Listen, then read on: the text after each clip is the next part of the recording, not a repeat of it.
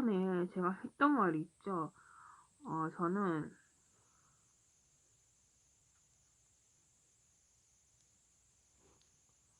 가족들도 원하고 있고, 저도 원하고 있기 때문에 저는 따로 남자를 만나고 있지 않습니다. 그리고 만날 생각도 없고요. 정말 죽을 만큼 사랑한다. 그런 사람이 나타나지 않았어요. 정말 이 사람 아니면 안 되겠다라는 사람은 없었고요.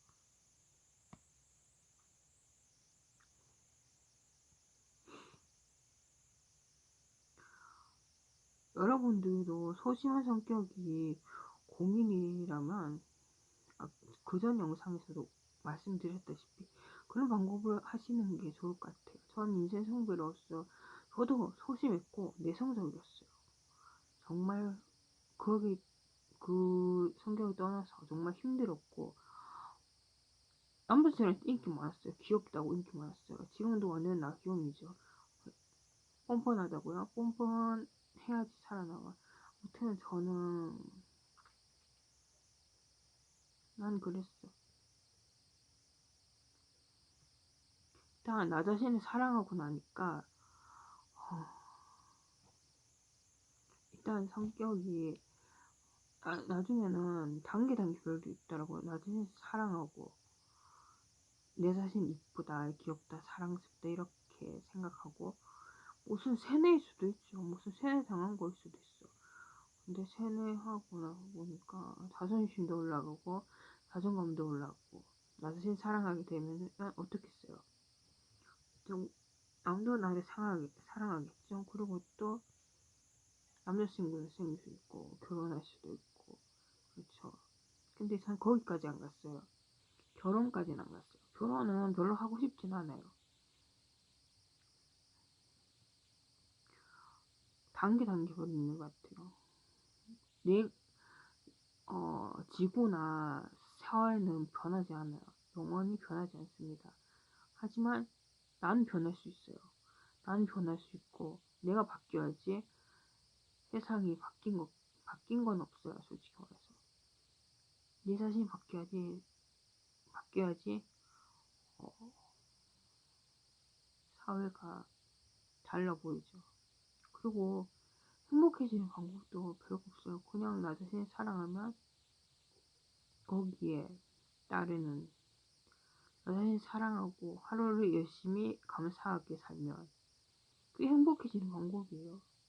행복해지는 건 돈이 많은 게 아니라, 부가 많은 게 아니라, 그냥 그 지금 삶을 만족하면서 사는 거예요. 나는 왜 이것밖에 못하지? 나는 왜 이것밖에 못해? 라고 비난하고 불평하는 게 아니라, 노력하셨나요? 노력해도 안 돼서 넘어지셨나요? 그럼 다시 일어나서 앞으로 향해 달려가면 돼요. 저는 그리고 또 그 과정도 중요하다고 생각해요.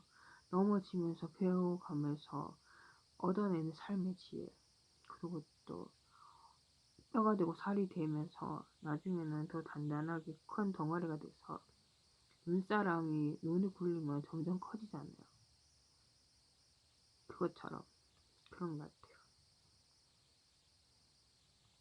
저는 솔직히 행복하다고 생각해 본 적 없어요. 솔직히 저는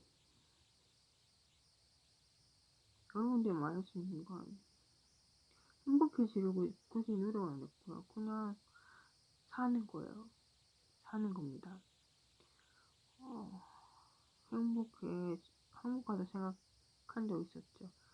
가족들이 내 옆에 있는 것만으로, 소중한 사람이 내 옆에 있을 수 있는 것만으로도 행복해요. 그걸 느낄 수 없다면 나중에는 느끼겠죠. 가족들이 있어서 내가 행복했었구나 하면서. 그게 바로 후회지.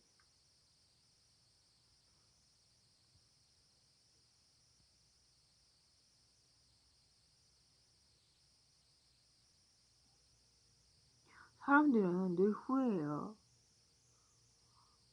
해도 후회, 안 해도 후회하는데, 해도 후회, 안 해도 후회할 거면 하는 게 좋다고 저는 생각해요.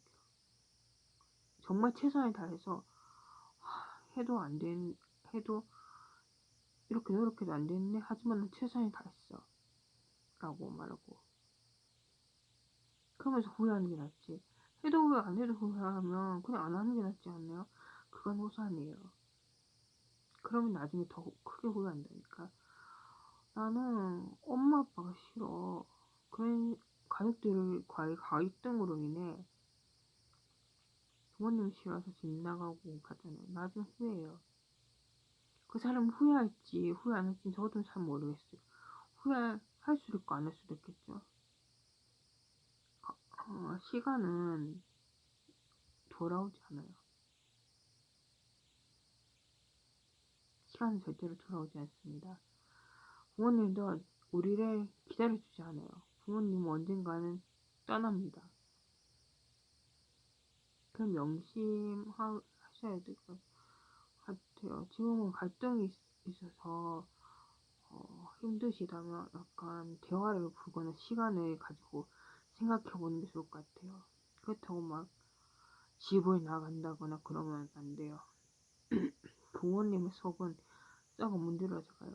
저도 처음 몰랐는데 그때 당시는 제가 옳다고 생각했는데 저도 가출해봤죠. 많이 해봤죠. 그래가지고 전국에 사진 다 뿌렸어요. 솔직히 웃긴데 웃기는 지금 생각해보면 웃으면서 넘어갈 수 있는 일이에요. 여러분들도 지금 힘들잖아요. 나중에는 웃으면서 넘어갈 수 있어요. 그게 시간이고 그게 연륜이에요.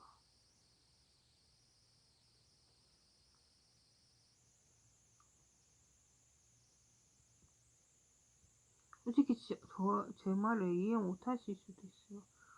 저는 나이가 들면 좋은 점이 뭐냐면요. 연륜이 생기고 그러니까 삶의 지혜가 생긴다. 그러니까 뭔가 보는 시각이 달라진다. 보는 시각이 20대랑 30대가 달라요. 10대랑 20대도 다르죠.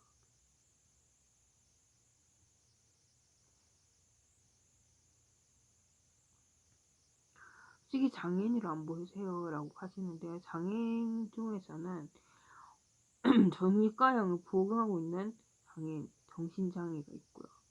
직접 장애로는 약간 지능이 떨어지고 약간 여러 가지 기준이 있을 텐데 직접 장애라고 있어요. 거기서 등급수가 몇 있었는데 어느 순간 등급수가 없어지대요. 그래서 저는 상급이었어요. 중증은 아니었는데 경증이었는데 법이 바뀌면서 경증에서 중증이 됐어요. 상급부터 중증이라고 하대요.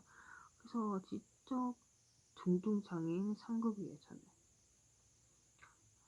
등급수로 말하진 않지만 등급수로 되어 있긴 하죠. 등급 자체가 없어지긴 했는데 한 중증장애면 되게 장애가 심한 편이죠. 솔직히 말해서. 하지만 장애 중에는 여러 가지 있어요. 뇌병변 장애, 자폐, 시각장애, 청각장애 여러 가지 많아요. 여러분들이 생각하시는 건 휠체어를 타고 있는 거나 다리를 못 쓰는 그런 장애인을 말하는 것 같은데요. 그런 장애만 있는 게 아니라 여러 가지 많아요. 뇌병변 장애, 자폐. 그리고 등급은 6급부터 시작하고요. 보통 그걸 하기 전에 심사를 거쳐요. 심사를 어떻게 거치면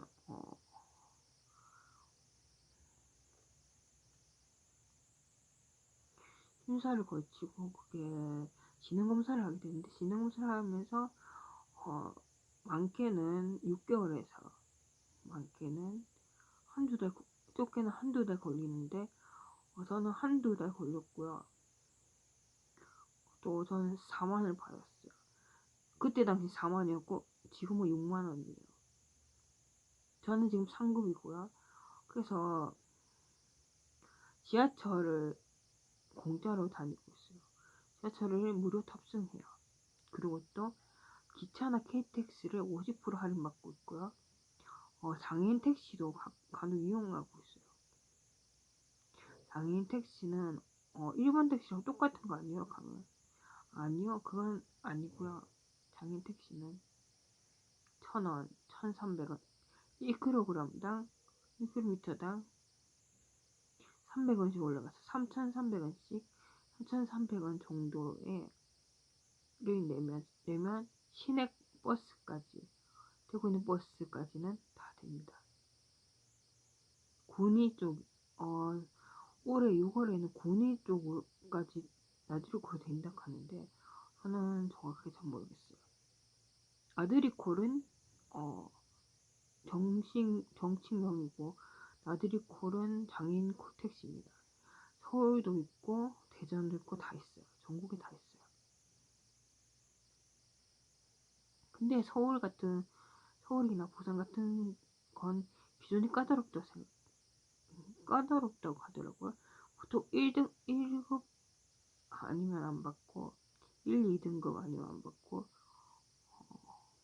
보통 지적이나 정신장애는 받지 않는 걸로 알고 있어요. 그리고 또 에너지 버스도 되지, 임대 아파트도 살 수 있지 하면서 여러 가지 혜택을 많이 보면서 저는 지금 혼자 살고 있어요. 어디 사는지는 말씀드릴 수 없어요. 저는 여기서 혼자서 살아갈 수 없는 세상이기 때문에. 아무튼 저는 오늘 영상 여기서 마무리 해야 되나? 마무리할 것 같고요.